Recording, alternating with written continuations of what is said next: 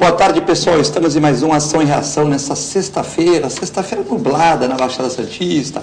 Ainda calor, né, mas nublada. Ontem fez um tempo aqui senegalês, né, 40 graus marcavam os termômetros na praia. Hoje um clima mais ameno, calor e nublado. Para você, como meu amigo Mário Gil, que todo dia ele pontua aqui, manda de Portugal, bom dia, diz que acompanha o programa pelas redes sociais. Você pode acompanhar o programa agora à 1h15 da tarde ou às 23 horas na reprise pelo www.tvcomsantos.com, né? Ou depois nas redes sociais. Se você tem a TV Com, canal 11 da NET para a Baixada Santista, ou canal 8 Vivo Fibra. Lembrando que o programa fica no Augusto Capô de Casa 1, 2, Eduardo Filete 1 e 2, TV Com Santos, e vai para o YouTube também. Você pode pegar os programas antigos, algum assunto de interesse, você pode procurar nas nossas redes sociais. Lembrando que hoje você pode fazer perguntas para o telefone da nossa TV, o 21 38 46 77. Você pode ligar para o nosso programa, ou de uma maneira mais rápida, talvez mais prática, passar um WhatsApp por 99711 5545. Lembrando que as perguntas serão respondidas no segundo bloco do programa, né? Então, para hoje nós temos aqui: Justiça condena secretário e subprefeito de Santos por improbidade administrativa. É a questão dos chequinhos, nós vamos discutir daqui a pouco também. Polícia faz operação para combater pedofilia em 24 estados do Distrito Federal. Zona Noroeste apresenta índice de insegurança e a população reclama. Projeto convoca plebiscito sobre Estatuto do Desarmamento.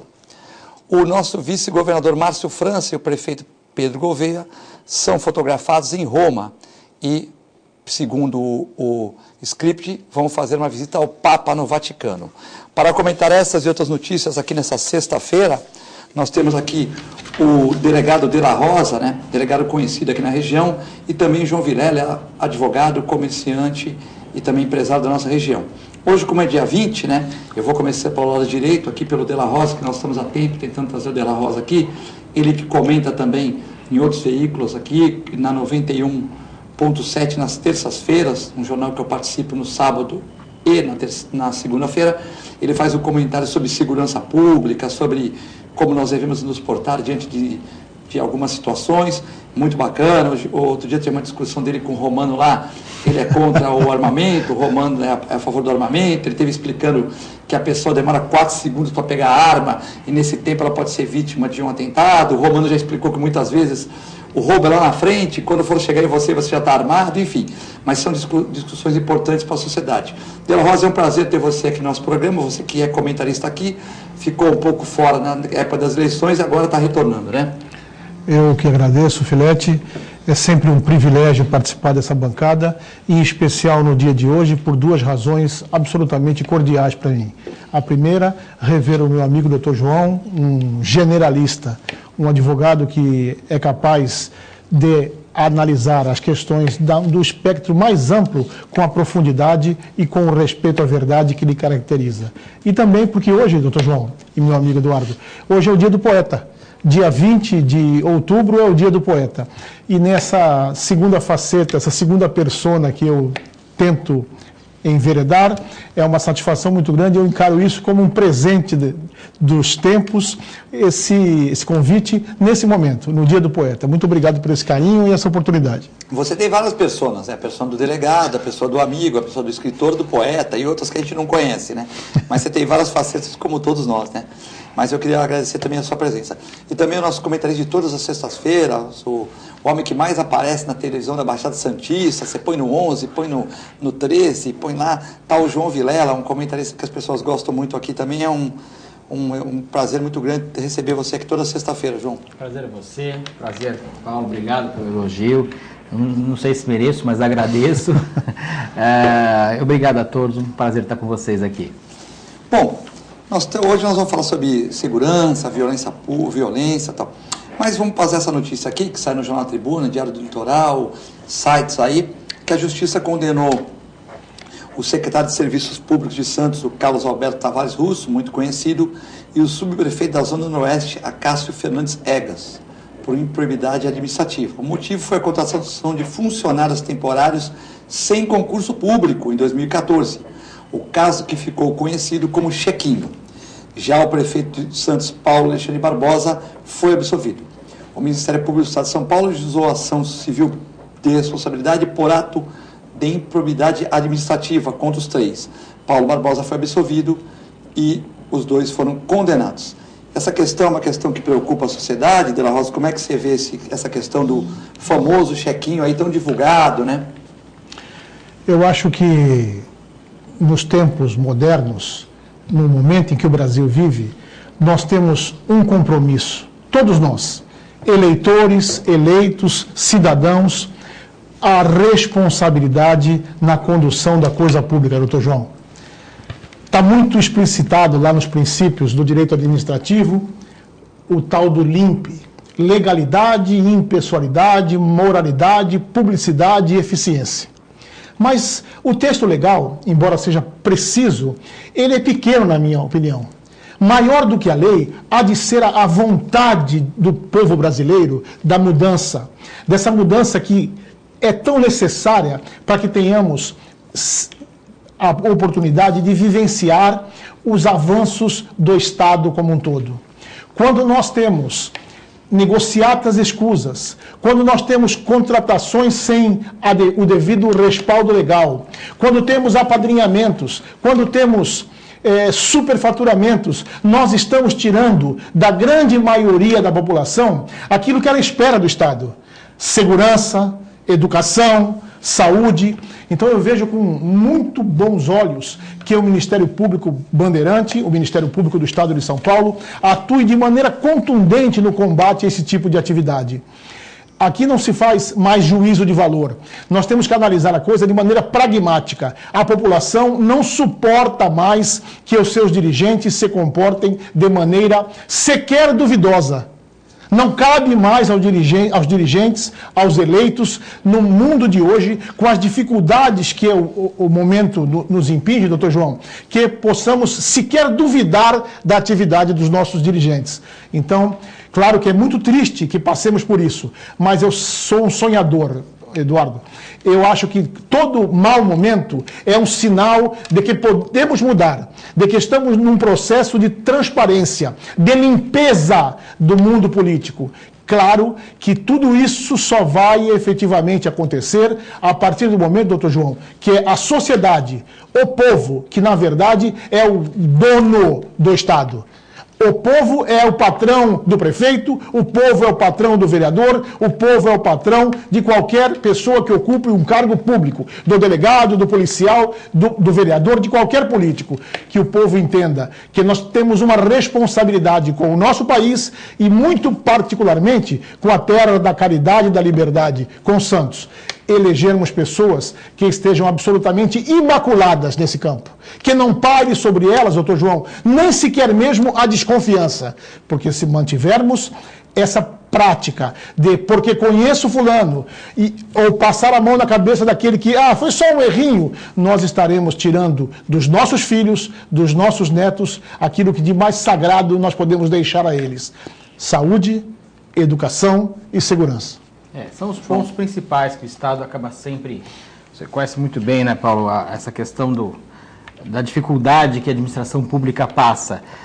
Tem uma questão que as pessoas às vezes têm noção que as coisas públicas são de ninguém. Não, é público, é de ninguém. E não, e ao contrário, o que é de público é de todos. Então, essa que é a grande diferença. As pessoas não valorizam a coisa pública, desde jogar um papel no chão, uma sujeira que se joga, até os casos mais graves de corrupção, tudo acontece na área pública. A sociedade está com câncer, e não é de hoje, esse câncer vem de muitas e muitos séculos, desde o início provavelmente, nós temos esses problemas na questão pública. Todo mundo ouviu falar em chequinho, todo mundo ouviu falar. E não foi só esse caso, a gente pegou e parece um caso pontual, talvez seja o que o Ministério Público chama mais provas, mas todo mundo sabia o que era o chequinho, que as pessoas recebiam, foi falado na cidade de ponta a ponta. A coisa pública, ela é um pouco mais profunda. A gente cansa de escutar que o governo federal não tem dinheiro, a gente cansa de escutar que o governo estadual não tem dinheiro, a gente escuta que os municípios não têm dinheiro. A gente paga a maior taxa tributária, os maiores impostos do mundo. A quantidade de impostos no Brasil é absurda. Tudo que você compra, não pense que se você não paga o imposto de renda, por exemplo, você não paga imposto. Você paga muito imposto. O rapaz que mora ali na rua, que é o morador de rua, ele paga muito imposto. Ele vai comprar a pinga dele lá no bar, ele paga muito imposto sobre a pinga. E qualquer coisa que você faça, você paga muito imposto. E é absurdo. Se você notar o que paga assim, remédio, por exemplo, de imposto, é absurdo. E você não tem uma saúde decente pública. Eu estive hoje de manhã, Filete, doutor Paulo, na Escola Brás Cubas. Vão fechar a Escola Brás Cubas. Eu estive hoje de manhã com o Zé Geraldo Barbosa, inclusive, tentando defender a questão da escola pública. Vão fechar a escola. A gente conversou com os professores de ensino, conversou com todo mundo, porque não diz que não tem aluno. Não é verdade. Não é atraente. Não tem aluno, é verdade, mas não tem aluno que não é atraente, Filete. Você não consegue colocar uma escola, e as pessoas ali, sabe, tristes, aqueles alunos tristes, porque a escola é uma referência nossa. E aí está um problema, talvez, da administração pública também, porque a gente não valoriza o que tem que valorizar. Começa pela escola, quando você fecha uma escola, pode ter certeza que você vai abrir um presídio. Nós não temos cursos técnicos profissionalizantes para coisas simples. Você fala, não, mas tem cursos técnicos? Tem, poucos, mas tem. Mas coisas simples você não tem. Eu tenho uma batalha de muito tempo que tenham cursos técnicos simples, de 1 mês, 6 meses, 1 ano, para coisas básicas, desde um polidor de automóveis que vai trabalhar na loja de carro, até um cabeleireiro, manicure, uma pessoa que vai poder fazer montagem de móveis, que hoje em dia não tem uma marcenaria praticamente, nós temos a montagem de móveis, com móveis planejados, e o montador precisa ter uma experiência, ter uma técnica. Falta escola no Brasil, falta valorizar o professor no Brasil, e isso não é questão de ideologia, né? A gente nota que todo mundo tem o mesmo discurso, a extrema esquerda, a extrema direita, o centro, a direita, de todos os viés, todos eles falam isso. Nós temos que valorizar a escola, mas ninguém faz. A gente nota que as escolas sempre são delegadas para último plano. A segurança também. Se a gente notar que o grande problema que nós temos na segurança é a falta de investimento na polícia civil, que as pessoas às vezes não têm a noção. Eu sou de uma família que meu tio era delegado, eu tenho essa ideia, eu tenho vários parentes que trabalham na polícia civil. Eu passava, às vezes, as férias indo na cidade do meu tio, e eu ia muito para a delegacia, eu ia buscá-lo para almoçar, trazia ele de volta, aquele negócio, eu estava conhecendo todo mundo e todos. E a forma que acontece. E a gente nota que a polícia civil é um delos mais importantes para a segurança. Não é simplesmente aquele prédio que vai lá e a pessoa responde por um inquérito, por isso, por aquilo. A prova vem dali. Não é o juiz que vai produzir a prova. A prova vem basicamente da Polícia Civil. E se a prova for frágil, for mal feita, por falta de estrutura, de capacidade e de pessoal, ela não vai surtir efeito ali para frente. Então essa contaminação vem de todos os lados. Vem da escola, falta da saúde pública. Saúde pública é outro ponto que faz sofrer muito as pessoas de baixa renda, principalmente. A falta da segurança, que todos afligem aqui no Brasil. O grande problema que nós temos hoje, nós não temos mais turismo por falta de segurança. As pessoas não querem vir para cá. Elas preferem ir para a Síria. Todos os problemas que tem na Síria, no Afeganistão, ou qualquer país que você tenha, é mais seguro do que ir para o Rio de Janeiro hoje, por exemplo. Em São Paulo não está muito diferente. Hoje tem uma matéria da Folha de São Paulo, do Marcinho VP, que já virou uma celebridade, né? Não deveria ser assim, mas... Era pauta aqui também, Marcinho VP. Então, ele fala que o narcotráfico não vai acabar porque ele sustenta os políticos. Pois é, ele apoia os políticos. Quer dizer, é óbvio que isso é verdade.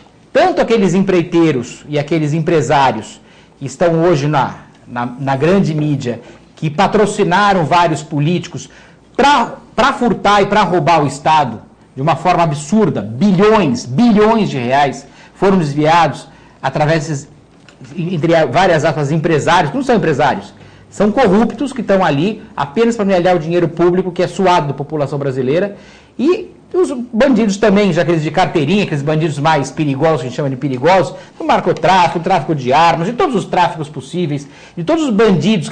O problema no Brasil, e o Dr. Paulo vai saber muito melhor do que eu, não é o crime em si, é o crime patrimonial, é o crime de empresas do crime.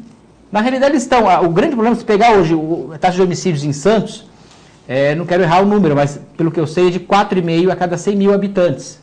Se você pegar em Nova York é 5,5, é maior que a de Santos. Se você pegar na Europa, a média é 5, é maior que a de Santos. Mas o grande problema que nós temos é o crime patrimonial, o que envolve dinheiro. Então esse é o grande problema que nós temos e esses são bancados, esses crimes patrimoniais são bancados por essas estruturas criminais. Sobrou indignação, né? Nussbaum, em apenas um dia, consegue seu habeas corpus, os irmãos Batistas têm seus bens liberados e o homem que tinha as digitais no dinheiro do Gedel está em prisão domiciliar. Nussbaum solto, o homem que tinha as impressões digitais no dinheiro do Gedel, prisão domiciliar, e os irmãos Batista, os dois irmãos que têm nome aí de sertanejos, né? Wesley e Joesley, né? Eles estão com os bens da JBS liberados. Que beleza! Eu entendo muito o clamor da grande parcela dos advogados reclamando desse dito estado policialesco que prende antes de julgamentos serem feitos e sentenças serem lavradas. Mas eu chamo a reflexão de todos nós. Há momentos em que a ação se faz necessária, já que estamos no programa Ação e Reação, para que a reação seja positiva. Nós precisamos, nesse momento, de um endurecimento da lei processual penal. E por quê?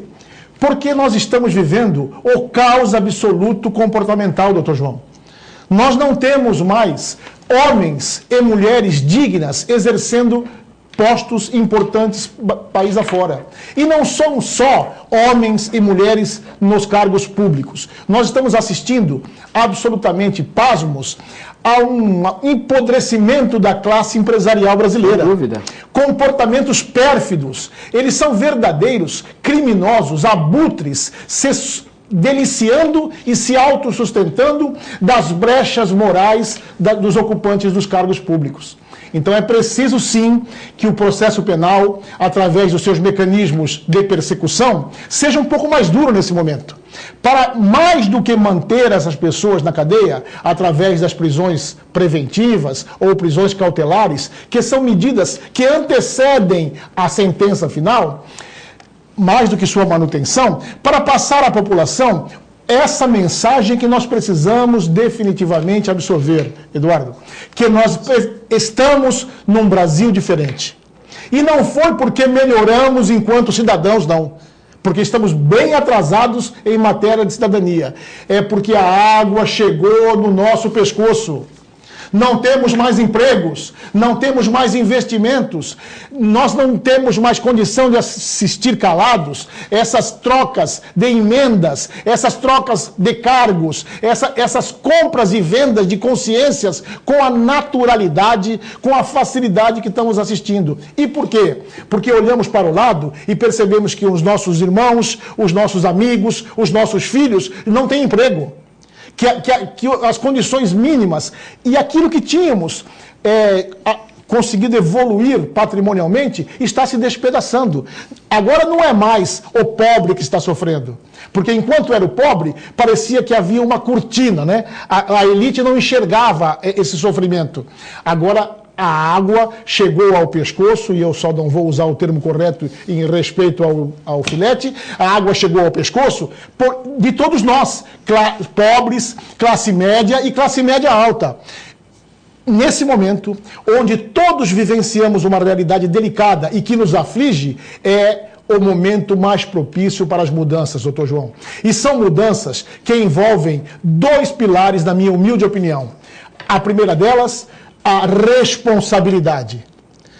Essa palavra que vem sendo assassinada no Brasil há décadas, precisa de uma vez por todas assumir o seu papel. Cada um de nós, na função que exerce, quando usa da palavra, quando age, quando está em público ou na vida privada, tem que agir com responsabilidade. E a segunda palavra que eu acho importantíssima, a punição.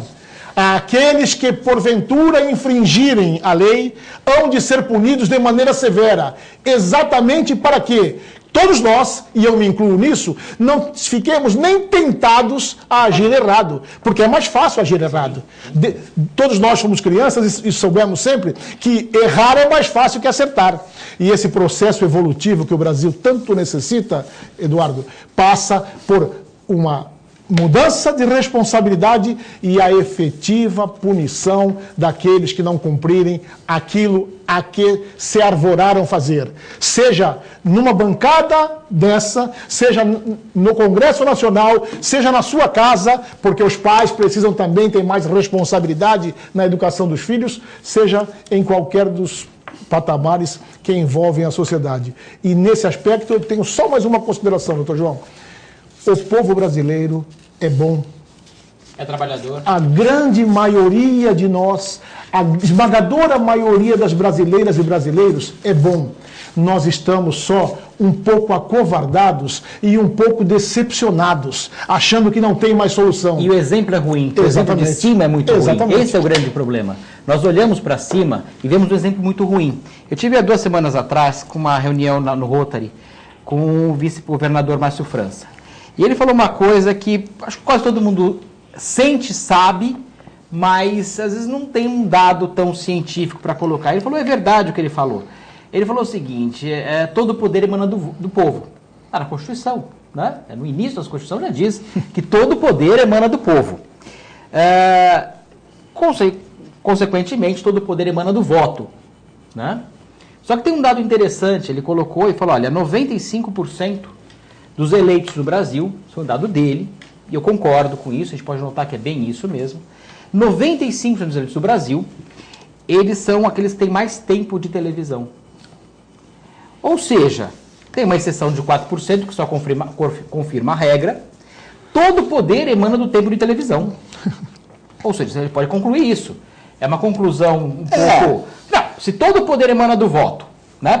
Os caras que têm mais tempo de televisão estão nos melhores partidos. Sim, geralmente são os mais ricos, que estão mais tempo no poder. Né? Entendeu? Então, mas a gente consegue chegar a essa conclusão lógica.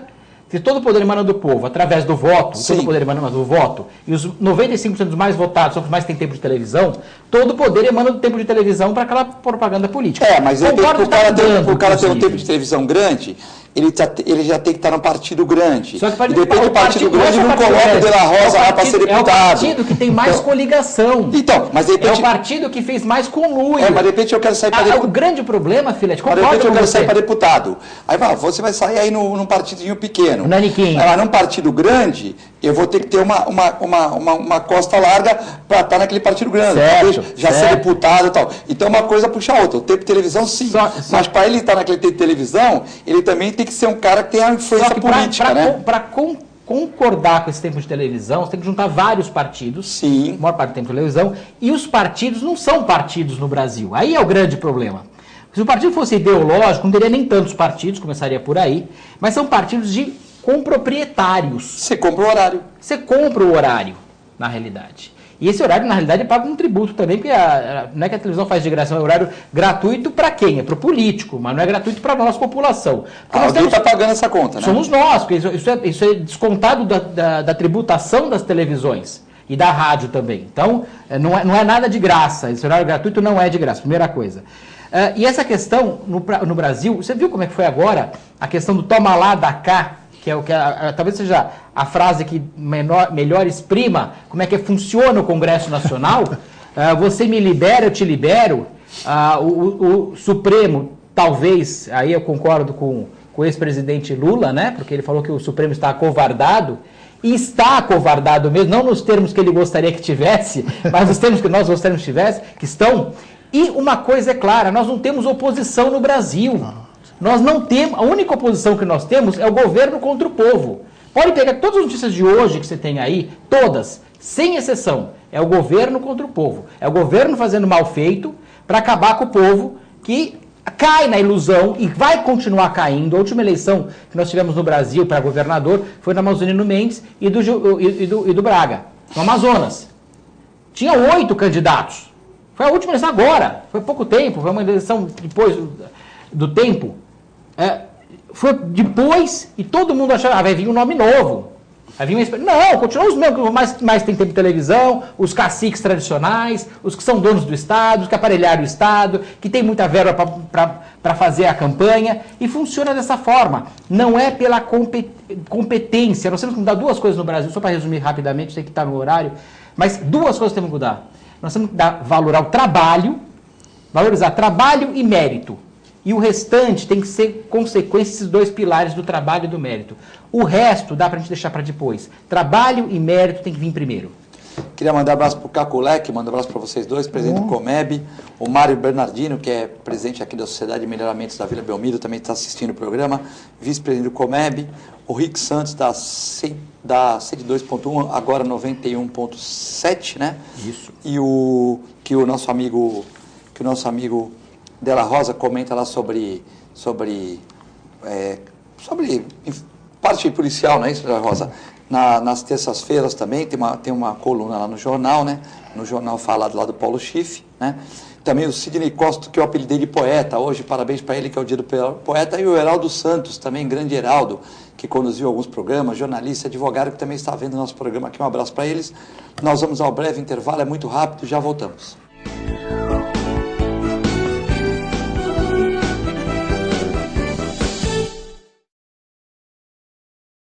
Com o objetivo de atender cada vez melhor, o Plano de Saúde Santa Casa oferece a você e a sua família uma ampla rede de atendimento em Santos, São Vicente, Praia Grande, Cubatão e Guarujá.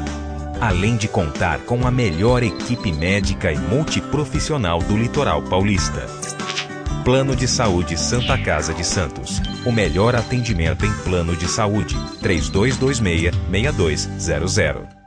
APO Planos Odontológicos Empresariais, cuidando da saúde bucal de seus funcionários, com mais de 200 dentistas credenciados e cobertura em todo o território nacional. Central de atendimento exclusiva, planos extensivos à família, controle de qualidade permanente e liberação online de vários procedimentos. Faça como as grandes empresas da região e contrate o plano de saúde empresarial da APO. Atendemos empresas a partir de 3 funcionários. Em Santos, ligue 2104-4000 ou acesse apoodonto.com.br.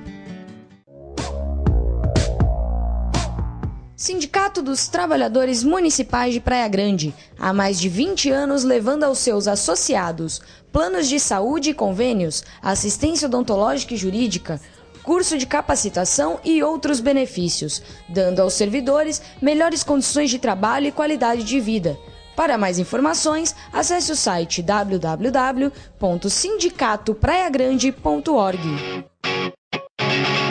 A Clínica Multiimagem é especializada em exames de radiologia e diagnóstico por imagem, investindo continuamente em tecnologia e trazendo constantes inovações para proporcionar à comunidade médica e seus pacientes diagnósticos ainda mais precisos. Sua nova e moderna estrutura, aliada à tecnologia de ponta, juntamente com o corpo clínico especializado, tornam a Clínica Multiimagem um dos centros de diagnósticos por imagem mais avançado do estado de São Paulo. Entre em contato pelo telefone 3202-1250.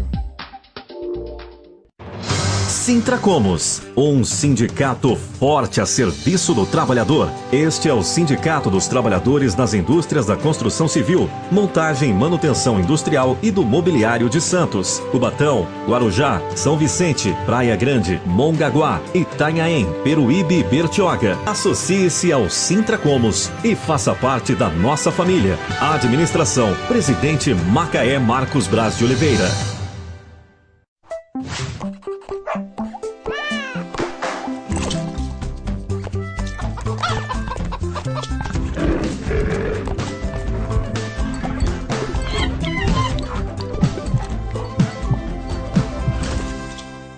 Olá pessoal, hoje vou falar para vocês que gostam de animais, que querem se inserir no mercado pet. Curso de auxiliar de veterinária da Clínica Filete. Aulas noturnas, terças e quintas, das 20 às 21h30. Salas climatizadas, totalmente apostilado. Maiores informações pelo telefone 3227-5770 ou pelo e-mail filete, com 2 T's, @filetenovamente.com.br.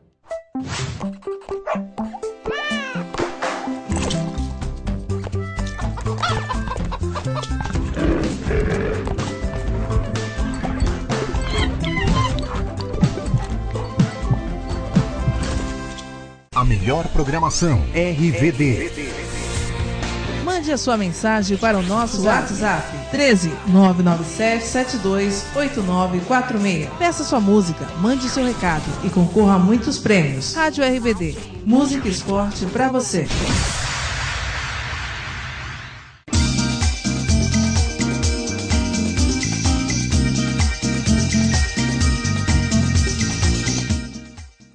APO Planos Odontológicos Empresariais, cuidando da saúde bucal de seus funcionários, com mais de 200 dentistas credenciados e cobertura em todo o território nacional. Central de atendimento exclusiva, planos extensivos à família, controle de qualidade permanente e liberação online de vários procedimentos. Faça como as grandes empresas da região e contrate o plano de saúde empresarial da APO. Atendemos empresas a partir de 3 funcionários. Em Santos, ligue 2104-4000 ou acesse apoodonto.com.br.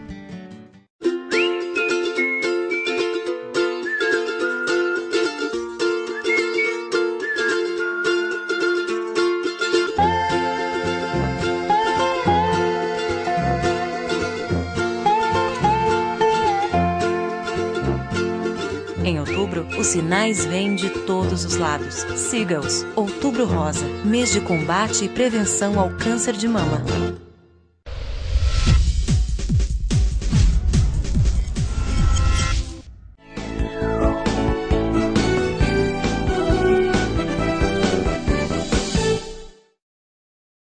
Estamos de volta no segundo bloco do Ação e Reação, nesta sexta-feira, dia 20 de outubro de 2017, com o delegado Paulo de la Rosa, também poeta e escritor, e com o comentarista, advogado e empresário João Vilela, né?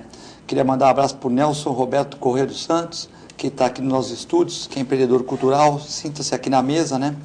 E eu queria agradecer a vinda aqui, sempre a gente é muito contente, é motivo de muita alegria quando vem alguma pessoa aqui acompanhar o programa, tudo. Então, Nelson, sinta-se aqui em casa, muito obrigado pela visita, né? O Lúcio, as pessoas às vezes querem também me derrubar aqui, né? O Lúcio, ele pergunta, Filete, o que você acha do chequinho? Você não respondeu. Bom, eu sou apresentador, mas se você quiser que eu fale, eu vou falar. Bom, Lúcio, da Vila Margarida em São Vicente, obrigado pela audiência. Eu acho o seguinte, tem tanta gente mais importante em Santos, mais formador de opinião que quem recebia chequinho, que se existir o chequinho, eu não sou juiz e não tenho formação no direito. Entendo um pouco, porque a gente tem que ter direito trabalhista, tributário, tal, então a gente acaba entendendo um pouco com 30 anos de formação numa empresa, né? Trabalhando numa faculdade, está numa empresa, dando aulas, você tem que entender a relação de muitas coisas, você acaba estudando e tal. E você tem amigos advogados, vai perguntando, você acaba entendendo um pouco, né? Bom, mas eu acho o seguinte, se o chequinho existiu, ele não deveria existir. Por quê? Porque o de la Rosa, então, ele não vai aceitar não ganhar um chequinho? Por que eu que estou na televisão, na rádio, não ganho um chequinho? Então, eu também não ia aceitar. Mas se as pessoas são tão importantes, então eu tenho que pegar uma pessoa, se o morador de tal localidade é importante para receber o chequinho, tem que dar um chequinho para o João também. É lógico que ele não vai aceitar, mas para a loja dele, ele fala bem da prefeitura. Então, eu acho que assim, se for uma coisa emergencial de contratação, eu ainda desculpo, né? Mas se existiu realmente chequinho, para... Não existiu, Filete, tu foi condenado não, já. mas eu não sou, então, mas se, em primeira instância, né? Não, é Tribunal de Justiça. Tribunal de Justiça, então. Se realmente o chequinho existiu, né? Existiu, eu acho que não deveria, porque tem pessoas muito mais importantes na cidade que deveriam receber, então, para falar bem. Então, eu sou contra. Eu acho que, por exemplo, o de la Rosa não ganha chequinho, e se você fizer uma boa administração, ele vai falar bem. Se eu sou prefeito e fizer uma boa administração, o João não vai receber chequinho e vai falar bem. Então, para falar bem, é só você fazer uma boa administração, seja em São Vicente, em Nova York, em Los Angeles e tal. Então, eu sou contra chequinho, eu acho que o cara trabalha, ele vai para 650, não dá, não trabalha, presta concurso e tal, eu sou contra chequinho. Mas por isso que eu nunca vou ser prefeito, porque eu sou chato, sou metódico e ninguém vai eleger um cara assim. Mas se eu fosse, não ia ter chequinho, certo? Eu ia ser o primeiro a chegar na prefeitura e o último a sair. Secretário tem que trabalhar, você entendeu? É trabalhar, que a maioria eu sei que trabalha, mas não tem essa moleza. E funcionário, eu quero um emprego, vai dar, tem 400 vagas de emprego para limpador de rua. Tudo bem, vai dar, tem que trabalhar, se não trabalhar é rua. Mas foi o vereador que mandou, problema seu, vereador. O governo é meu, o nome é meu, não estou xingando o senhor na rua, estou me xingando. Então vai ter que trabalhar. Não vai trabalhar, não vai dar emprego, tem que trabalhar. Você entendeu? Mas, infelizmente, a gente não vive nessa sociedade, né? A Lucélia pergunta aqui, manda um abraço para vocês e pergunta... Para que eu quero descer do país. Como eu faço para me proteger? Quero dicas de segurança com o doutor De La Rosa, a Lucélia de São Vicente. Primeiro eu gostaria de mandar um abraço afetuoso ao meu amigo José Carlos, que representa um bairro de Santos, que na minha opinião é a melhor fotografia do povo santista, o bairro da Pompeia. José Carlos, você é um querido. Caculé, né? Eu não gosto muito dos apelidos, ele é um amigo querido, é o Caculé. José Carlos, meu afetuoso abraço. Lucélia, segurança pública é um patrimônio imaterial. Ninguém abraça a segurança pública. Nós não temos como pegar a segurança pública. É um processo que se constrói dia a dia. E você, como mulher, e eu costumo dizer que as mulheres são seres humanos melhores, vai me entender bem.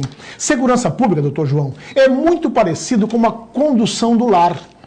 Não adianta a dona de casa fazer ou contratar uma grande limpeza no dia 5 do mês e passar todo o resto do mês sem tirar uma sujeirinha aqui, lavar a louça diária, limpar acolá, porque aquilo se acumula e ela vai ter a sensação que a casa está sempre suja e mal arrumada. E nós estamos vivendo no Brasil de grandes operações na questão de segurança pública. Fazemos uma grande operação no dia X e descuidamos daquela lida diária no dia 1, no dia 2, no dia 3 e nos 365 dias do ano. Para que nos sintamos mais seguros, é imperioso que nós exijamos das autoridades o que eu chamo de PCC do bem. Paciência, ciência e coragem. Não se faz segurança pública sem paciência, porque você precisa fazer investigações profundas, detalhadas, para que tenhamos um conjunto probatório robusto que venha, como o doutor João bem colocou, a trazer sentenças duras, colocando os marginais na cadeia. Precisamos de ciência. O crime está organizado, Eduardo Filete. Não temos mais bandidinhos aqui ou acolá. Nós temos a indústria do crime. O crime organizado SA, que só um dado para vocês terem uma ideia, no Brasil fatura 7 bilhões por ano. Se não é mais, né? E então nós estamos diante de uma realidade diferente. As instituições policiais têm que se fortalecer ao máximo, jurídica e fisicamente. Inteligência policial, interceptações telefônicas, câmeras espalhadas pela cidade inteira, uma integração cada vez maior entre as polícias municipais, porque eu sou um municipalista, temos que valorizar as guardas civis, as guardas municipais e as instituições policiais. E, finalmente, coragem. Mas por que, De La Rosa? Falta coragem aos nossos policiais? De forma nenhuma. Nós somos felizardos nesse aspecto, doutor João. A grande maioria dos policiais militares e dos policiais civis é composta de heroínas e heróis que trabalham com suor, arriscando a vida com muita coragem. Então, por que você falou de falta de coragem? Coragem de assumirmos as nossas falhas, reconhecermos os nossos erros e dizermos de maneira objetiva e transparente quais são as nossas necessidades. Ficamos aqui a colar com estatísticas, tampando resultados para não desagradar chefes, para não desagradar comandantes políticos, e a sociedade não aceita mais isso, Eduardo Filete. E também você fechando delegacia, né, De La Rosa? Claro. Você delegacia, você vai ter subnotificações. Por exemplo, a mulher apanha do marido, do namorado, do namorido, tal, ou vice-versa, né? Tal. Aí ela está na Zona Noroeste, sem dinheiro. Como é que ela vai vir reclamar na central? A polícia atende bem. Tivemos elogio, a Rosilma Rodão elogiou a polícia. Verdade. Aqui. Nós elogiamos. Aí como é que você vai lá reclamar? Aí você vai reclamar, tem um homicídio. Polícia da Zona Noroeste fechada, o DP. Então, você enfraquecendo a Polícia Civil, você perde, como o João falou com muita propriedade, a Polícia Investigativa. Aí a pessoa não tem dinheiro, arruma carona, chega lá, tem um homicídio, 4, 5 horas vai demorar, a pessoa vai embora, subnotifica. Então, os dados, eles são reais. Eu não acredito que os dados são mentirosos. Eles são reais naquilo que chega na polícia, mas há muita subnotificação, né? Eu estou recebendo um comunicado aqui do João, que está numa Viveira em Santos, que estão tendo muitos assaltos no Canal 5 com a Pedro Lessa. Aqui de um cara alto, está assaltando carro no semáforo. Está na Viver em Santos, uma página conceituada aqui. Está aí, tá me mandando, mas você vai fazer, quer dizer, fica difícil. Aí às vezes você é assaltado, rouba um celular velho lá, o cara nem vai na delegacia. Ele subnotifica aquilo, não notifica. Às vezes é uma corrente de ouro fininho, o cara, mas eu vou recuperar, não vai. Então a gente não ajuda a polícia também, né? Então eu só quero fazer mais uma observação. Nós temos muita carência de referências. Nos faltam ídolos. Então eu peço a você, Lucélia, que me ajude nessa campanha. Pense num policial decente, trabalhador que você conhece. Use esse policial como referência. E empreste a esse policial algo que nós precisamos tanto, o que? A sua credibilidade. Acredite no trabalho desse policial. E há duas formas de colaborar, doutor João, muito importantes com a polícia. A primeira delas, e o Filete sempre fala isso, e eu fico tão contente quando eu escuto dizer, é evitarmos a subnotificação. O que é a subnotificação? Deixar de apresentar à autoridade competente um crime que ocorreu. Pelos motivos diversos. Eu entendo, doutor João, que às vezes você fica na fila na delegacia. Eu entendo que às vezes é demorado, mas essa é a parcela da cidadania que nós precisamos. Em momentos de crise, todos nós havemos de arregaçar mais as mangas, cada qual no que pode.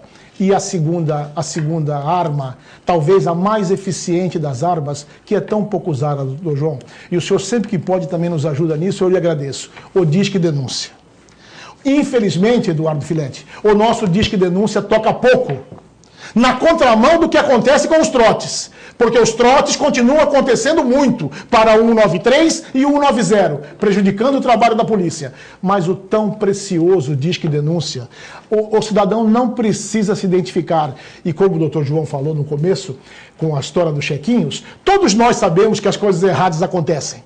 E às vezes, por comodidade ou por descuido da cidadania, deixamos de ajudar a polícia. Denunciem anonimamente. Qualquer informação, Filete, é valiosíssima. Como essa agora do Viver em Santos. Um elemento alto. Isso, doutor João, o senhor conhece bem o processo, já diminui muito o espectro de atuação da polícia, facilitando que aquele suspeito seja recolhido e, se for culpado, condenado. Então, Lucélia, respondendo à sua pergunta, nós precisamos sim de um pouco mais de confiança nos bons policiais e precisamos sim da efetiva participação da sociedade. Olha, você falou para a Lucélia ajudar o policial, tudo, a Lucélia faz uns bolos gostosos, entendeu? Então leva um bolo lá na delegacia, pro delegado. Mas você sabe que faltam algumas coisas assim, não existem soluções simples para problemas complexos como esse. Não há. Não adianta a gente falar que a gente vai colocar o exército na rua, a polícia na rua, pena de morte, todo mundo vai ser armado. Não resolve isso. Não é pontuar. Nós vamos colocar uma lei dura que agora quem for pego, vai ser pego no primeiro grau, já vai levar um tiro na cabeça. Não adianta só isso. Isso talvez tenha algum efeito, mas é mínimo. Porque soluções complexas como essa não envolvem só a polícia. A polícia é só o ponto final. É quando já aconteceu. A polícia só está ali depois que aconteceu o crime. Nós temos que ter prevenção. O grande problema do Brasil é a falta de planejamento e planejamento que tem a prevenção. Nós temos um problema sério de prevenção. As pessoas, os alunos não estão nas escolas. As escolas estão despreparadas. Escolas públicas eu estou falando. Aquelas escolas da periferia, elas estão totalmente desestruturadas. Pode ir. Eu fui hoje de manhã numa escola que nem é da periferia, mas falta estrutura. As escolas públicas têm pouca estrutura, os professores são pouco valorizados. E é prevenção. A coisa não vai resolver amanhã. Pode ter certeza, Lucélia, que não é amanhã que vai resolver uma questão de segurança pública. Segurança pública vai infraestrutura. A polícia tem que ter acesso à investigação em vários lugares. O próprio ministro da Defesa, Raul Jungmann, falou essa semana que tem 1 milhão de pessoas no Rio de Janeiro que tem outro Código Penal, que não é o Código Penal que está lá que está no Congresso Nacional, feito pelo Congresso Nacional. Não é esse Código Penal. Eles têm outro Código Penal feito pelas quadrilhas, feita pelas empresas, que eu gostei do Dr. Paulo colocou de forma perfeita, são empresas do crime. E são empresas com organograma, com pessoas que gerenciam de determinada forma, quem faz a lavagem do dinheiro, com advogados envolvidos, empresários envolvidos, políticos envolvidos, policiais envolvidos, com toda a espécie da sociedade envolvida nisso. Na realidade, nós temos um problema muito mais grave. E não vai solucionar só com polícia. Você pode colocar polícia, exército, todo mundo na rua, não vai resolver. Para resolver, precisa de um planejamento de longo prazo, com punição, sim, claro, concordo com o senhor, doutor Paulo. Sem punição, o descrédito é muito grande. E também punição rápida, porque o Rui Barbosa já falava que justiça tardia não é justiça. Não é justiça. Nós temos que ter rapidez. Estados Unidos e França, no primeiro grau, já se condena e já vai preso. Tem que ter essa história de segundo grau. É um absurdo tão grande a gente imaginar que deixaram banguela a Lava Jato, na realidade, agora. Na realidade, arrancaram os dentes da Lava Jato, ela estava mordendo. E agora, por um conluio de todos os partidos, de centro, de esquerda, de extrema direita, estão todos envolvidos nisso. Porque os bandidos, como o Marcinho VP, que agora virou uma celebridade, patrocina ele e todos os outros, os políticos. Ele falou claramente agora hoje na Folha de São Paulo. Assim como todos esses partidos políticos existem os partidos também ligados ao crime. Essas quadrilhas que existem, elas fazem negociação com o Estado de São Paulo, com o Rio de Janeiro. Viram acontecer essa semana? Precisando de mais arma, precisando não sei do que. Eles ligam, fazem pedido, tem departamento de compras, departamento de vendas, empréstimos, inclusive, entre eles. Há uma questão toda muito maior. Se a periferia, se a sociedade está podre, e está podre porque não tem escola, não tem estudo, não tem valorização do professor, não tem valorização da escola, não tem valorização das pessoas que fazem coisa direito, não tem infraestrutura, a polícia não consegue chegar no lugar. A polícia não pode chegar em vários lugares, vocês sabem disso. Não adianta eu chegar a ser um bom policial, olha, aconteceu um crime em tal lugar. Você não entra lá. Você não entra lá sem levar vários tiros. Quantos policiais morreram esse ano na cidade do Rio de Janeiro? Mais de 100 policiais, eu parei de contar no 107, se não me engano. 109. Já tá 109 até agora. Todo dia tem um policial 101, morto. No meio do ano estava 101, 102. É um absurdo. Quando um país civilizado, vamos pensar nos Estados Unidos, você tem a morte de um policial, o governador vai no enterro. Porque ali foi um tiro, não foi no policial pessoa. Foi no policial pessoa e foi no Estado. O Estado levou um tiro. Tanto é verdade que se você atira num policial, você mata o policial no exercício da função, pelo exercício da função, a pena é dobrada. E o policial também, se ele faz errado, ele vai ter uma punição muito maior do que uma pessoa comum, porque ele representa o Estado. Os representantes do Estado não são valorizados, o policial ganha pouco, a delegacia...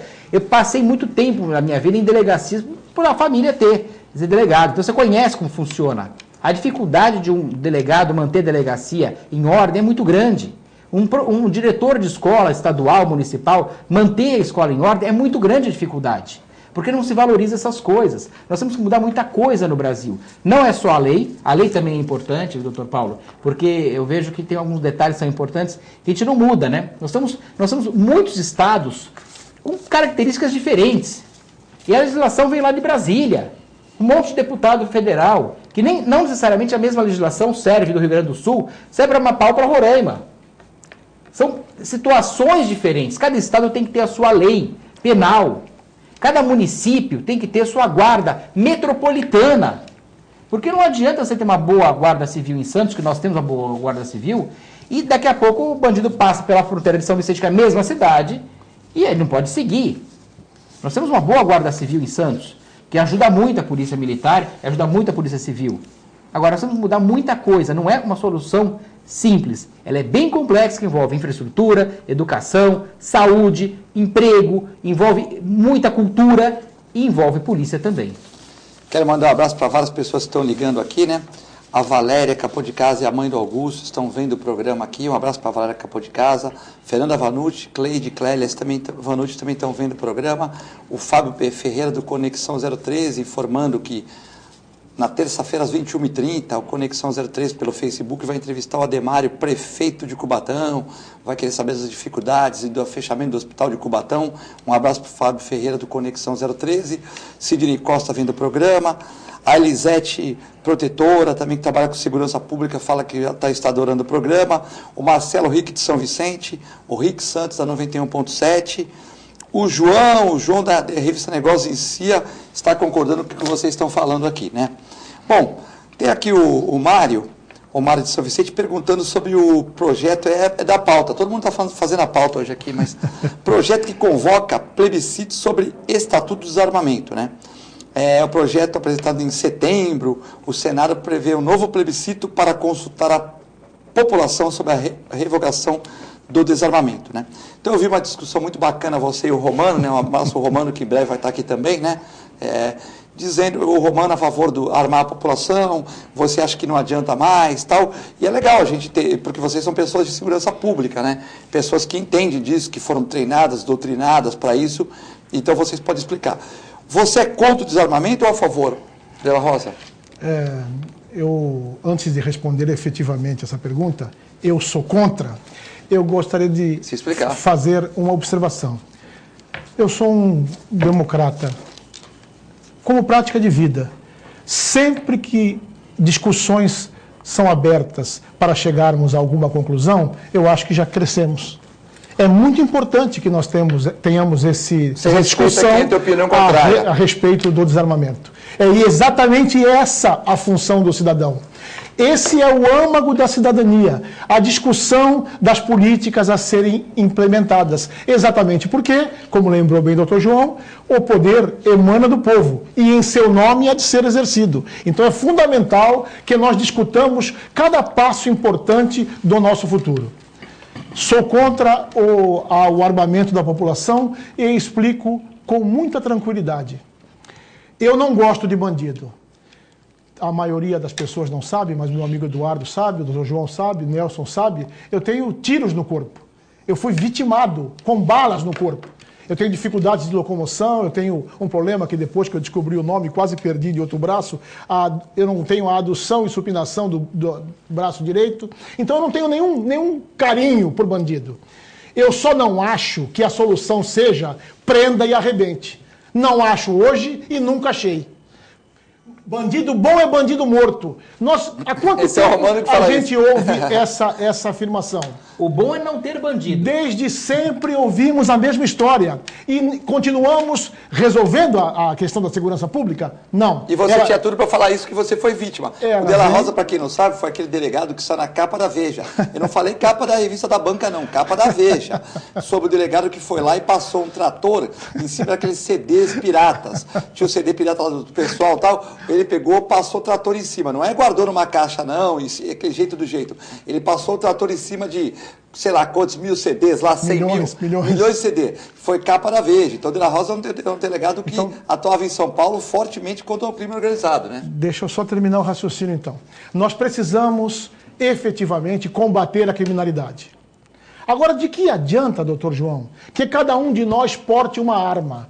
Porque é muito simples analisarmos que, não, eu andando armado, eu vou me defender. Onde vai estar essa arma? Na sua cintura? Na melhor das hipóteses, porque normalmente é difícil andar com uma arma na cintura, especialmente para alguém que tem a cintura um pouquinho mais avantajada como eu. Com a arma na cintura, o tempo que se demora para sacar a arma e reagir é por volta de 4 segundos. 4 segundos. E o bandido vai estar com a arma encostada em você e para apertar o gatilho ele precisa de exatamente 0,3 segundos. 1/3 de um segundo. 12 vezes menos que você. Nós precisamos, para tirar, um tempo 12 vezes maior. Segunda observação. Quando nós colocamos armas na mão da população, nós acabamos por deixar o seguinte perigo.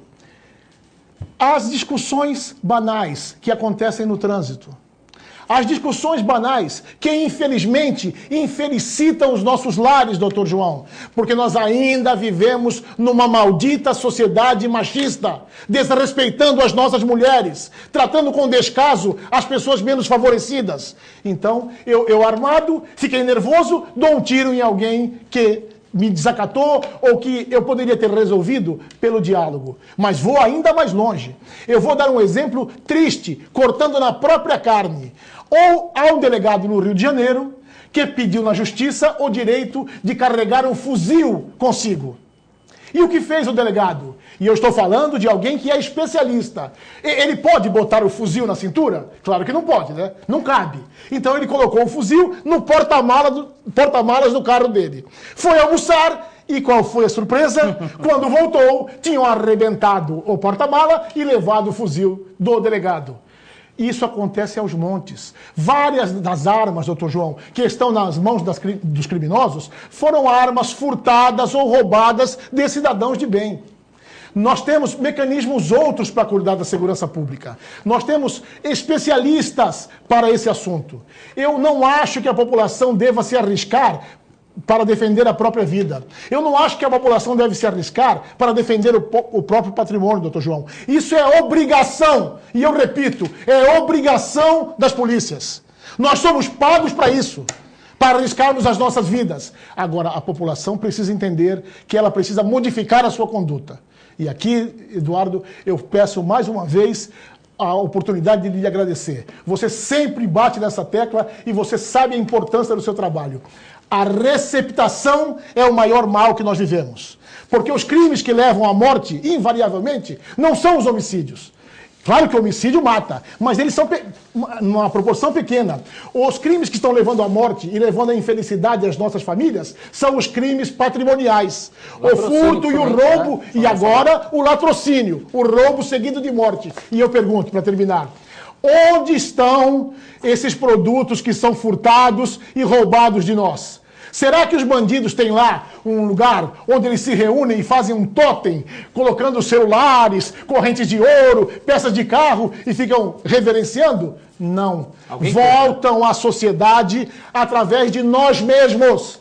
Mulheres e homens de bem que acabam ajudando, sem a devida reflexão, essa engrenagem criminosa. Se ninguém comprasse, acabava isso. Então, antes de nos armarmos e tentarmos ser sérpicos pelas ruas, atirando uns nos outros, que nos armemos de cidadania, que nos armemos de brasilidade, que nos armemos de amor.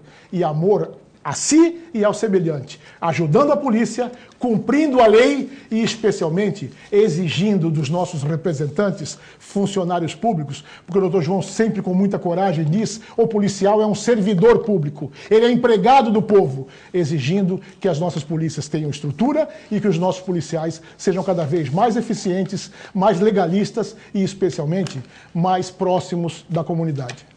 João, estamos chegando no final do programa, faz um comentário sobre... Bem rapidamente, Filete, eu acredito que, primeiro, quem não pode ter arma é o bandido. Então, estamos tendo que fazer uma restrição para a entrada de arma, né, com esses bandidos que eles estão usando. Antigamente usavam 38, usava uma faca, hoje em dia é fuzil, é arma de guerra, eles estão guerreando contra, é uma guerra civil. Então, o bandido tem que acabar com a arma do bandido, sem dúvida, no primeiro ponto. Segundo ponto, eu acho que o Brasil é muito grande para a gente restringir simplesmente o porte de arma. Às vezes um fazendeiro precisa ter a arma dele lá, porque ele está vendo que está entrando no sítio dele, tem algum problema, ele tem que ter. Então, são casos muito diferentes, são muito pontuais cada caso. Não é simplesmente não armar a população ou armar a população. Eu concordo plenamente, Paulo, que armar a população não dá certo. Vai criar um sistema péssimo, porque as pessoas não têm como usar armas. Agora, posse de arma é diferente do porte de arma. O porte eu sou contra. Agora, a posse, determinado lugar, determinada função, determinado tipo, é necessário. Agora, desarmar bandido é o fundamental. Primeira coisa é desarmar os bandidos. Depois a gente discute se a população pode ou não dar armada. Bom, a Luísa está falando que a preocupação também com arma em crianças, que o De La Rosa falou muito bem. O João também, para ter que desarmar os bandidos. E essa questão da receptação, que é muito importante. Porque se eu fui no Rio de Janeiro outro dia, em virtude de um congresso, e o cara me ofereceu um iPhone 7 por R$500. Eu estava com meu filho do lado. Eu falei, não, eu vou ali e já vejo. E fui embora. Também não ia falar não pro cara me entreteu. Falei, eu vou ali e já vejo, que eu estou sem dinheiro aqui agora. Eu quero o seu. Tal. Só que meu filho falou, pô, pai, tá barato o telefone. Eu falei, tá barato porque ele matou alguém. Aí você pega um telefone desse, ele matou alguém, você é responsável por isso. Negativo, deixa ele com o telefone. Bom, queria agradecer a todos, né, que acompanharam o programa, o De La Rosa, o João, que deixaram os seus afazeres para vir aqui, a você, reprise às 23 horas, fiquem com Deus e com a nossa extensa programação. Muito obrigado.